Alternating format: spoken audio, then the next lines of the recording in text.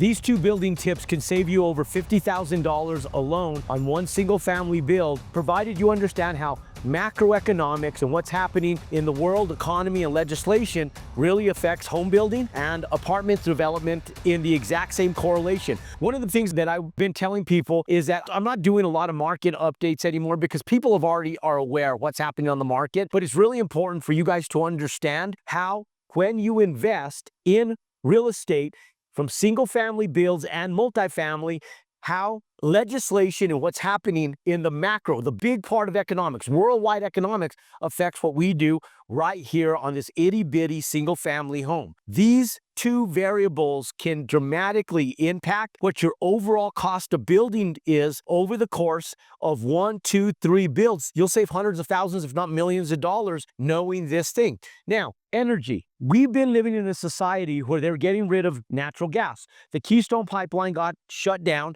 back after the Trump administration in his first term left and Biden came in. They shut down the Keystone Pipeline. They said, hey, we're going all electric. We're going to change the codes. And so everything goes off what's called the IBC. It's the International Building Codes. And so one of the things about the IBC is that the International Building Codes are now promoting green builds. And within the green build parameters, they're saying, let's go all electric. And they do them based on what's called energy credits. And so these energy credits nationwide, we're at 3 energy credits, which means you go in, you insulate to a certain insulation, which used to be R19 in the walls, R30 in the ceilings. Now it's R50 in the ceilings, R30 on the walls. And that's where some of the new 2024 energy codes came into play. Now, I'm not telling you guys that that stuff is bad. What I'm telling you is this, that we were going from a gas-fueled world where natural gas warmed our homes in the winter, where natural gas warmed our food every night to cook dinner, to an electric world where electricity now warms our food, charges our cars in our garages, which is another new code. 220 volt plate cover and wire have to be installed in every single garage in every house across America now, and that's part of the IBC, the International Building Codes. So everything's going electric. In fact, what we watch is we watch what happens in the big states like California. We watch what happens in the big states like New York City. We watch what happens in the big states like Florida and Texas. And what happens in California happens in New York. What happens in New York happens in Florida. What happens in Florida happens in Texas. Once it gets to the top 5 states in the United States, it becomes congruent across the entire United States. And then we land up implementing those as long-term codes. So the energy codes in California a few years ago said, halt for a second. You have to put solar on every house because you have to have 5 energy credits. And so nobody else across the United States has 5 energy credits. Some of you guys are sitting back and go, Jerome, what does this have to do with me making money? Everything. Because if you don't understand how to save money, you're losing money. If you're losing money, you're not making money. So if you have the desire to buy land, build houses, and build multifamily, but you don't know this, it's going to cost you a ton of money. So you have to understand how to build your houses. Now, when we go in, we're doing all electric. So I used to tell people, don't put LP in your houses if you have natural gas. Just go all electric because all the energy codes are going all electric anyways. And so our one advantage, we could go in, do everything electric, but when you do all electric, it increases your cost by about $4,000 because your heating and cooling unit is going to cost you an extra $2,000 to $2,500. Your water heater is going to cost you an extra $1,000 to $1,300 to be able to do a heat pump on both of those instead of a traditional combo unit that you would otherwise utilize if you have natural gas. And so when you go in, you do all electric, your overall cost to build with electric does go up a little bit. Now, there's not enough power grids across the United States to power everything electric. So if California is at 5 energy credits and the rest of the nation is at 4, and the only way to get a 5th energy credit is to do solar, now that also increases your bottom line by an additional $16,000 to $20,000 per house to be able to go in and get that 5th energy credit because now you have to do solar nationwide. Plus you have the increase in the appliances. So there you add another $5,000 on appliances. And then you go in and you have the variables of adding another $500 for 220 volt electric for the electric cars that are powering your automobiles in your garage. And so overall, you're going to spend between $20,000 and $30,000 depending on where you are across the country nationwide to build all electric. Where when natural gas is available, one of the nicest things about natural gas is that you can get natural gas if provided it's on the lot over to your house, provided it's 100 feet from the actual gas location. for about $1,500. And so with $1,500 now, your buyers love having gas dryers. Your buyers, the vast majority of them love having gas ranges or cooktops because your food cooks quicker. The vast majority love having traditional combo units with a furnace to heat and cool their home. And so overall, your cost goes down by about $30,000, give or take, depending on where you are nationwide. And you don't have to comply with the 5 energy credit rule. We can go in and use natural fuel. If you want to learn the exact strategy of how to buy the right piece of land in the right area to build a house, then drop me the word land. It's a number down below. Look, I've been buying land and building houses for almost 3 decades, and one of the biggest things is understanding where land is profitable. I can literally buy the wrong piece of land in an area and build a house and make no money at all and even lose money. One of the biggest things is knowing what the profit is going to be, what the right area is, where to secure the land, and know exactly what your profit is from the time you buy the land to the time you build the house and you actually exit and sell it. If you want to learn the exact strategy that I've been utilizing for almost 3 decades, and you want to know before you get started that your house is going to be profitable and what that profit looks like on the back end, then text me the word land at 505-560-0520.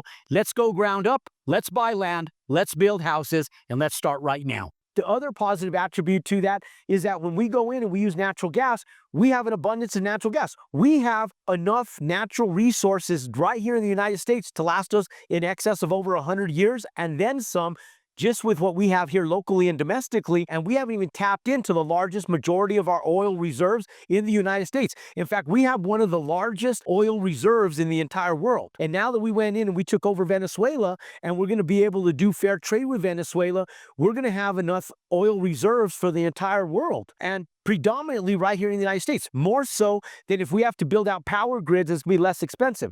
Because where do the feds get the money, and where does your state and local economy get the money to build out these power grids? Well, they get them from you. So ladies and gentlemen, listen and pay attention closely here, because I just finished going in and developing a $30 million build, 150 unit apartment complex, gross asset value $40 million.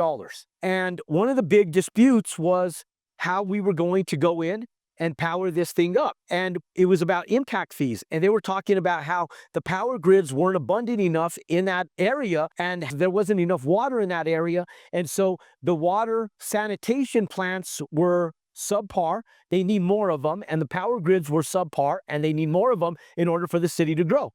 So our impact fees in a very economically thriving area in the United States, Phoenix, we go in and on a $70 million gross build and $50 million net build that costs to build, we land up paying $216,000 for impact fees, including all of our roadways and all of our improvements on our off-site and on-site development, and all of our impact fees for schools, waterways, and all the stuff that comes in with impact fees. And $216,000. We go to this less sophisticated municipality where there's not power grids, there's no water, and we land up having to pay over $1 million in impact fees. And so we sit back and go, whoa, why so expensive? And we still have to do the road improvements. And the road improvements are another $800,000+. So now we just added $1.8 million to a property who has less density, less affluency, not as much a rent roll, and the average living wage is less. How do you get that project out of the ground? You just add $1.8 million to your bottom line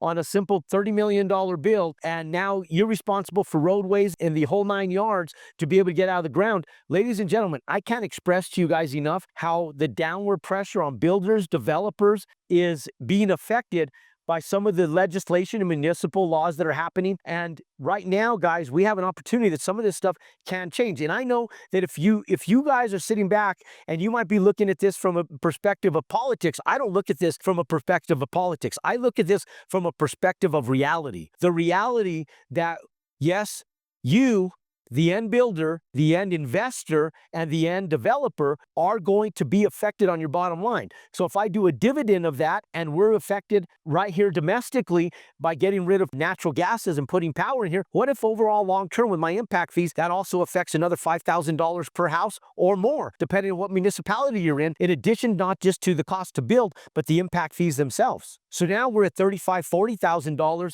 That's going to have to roll to the end user, hence inflation, ladies and gentlemen, and it's already happening. And so when people sit back and say interest rates are affecting inflation, no, they're not. They're not affecting inflation. In fact, interest rates have a downward pressure, and interest rates being so high are affecting inflation.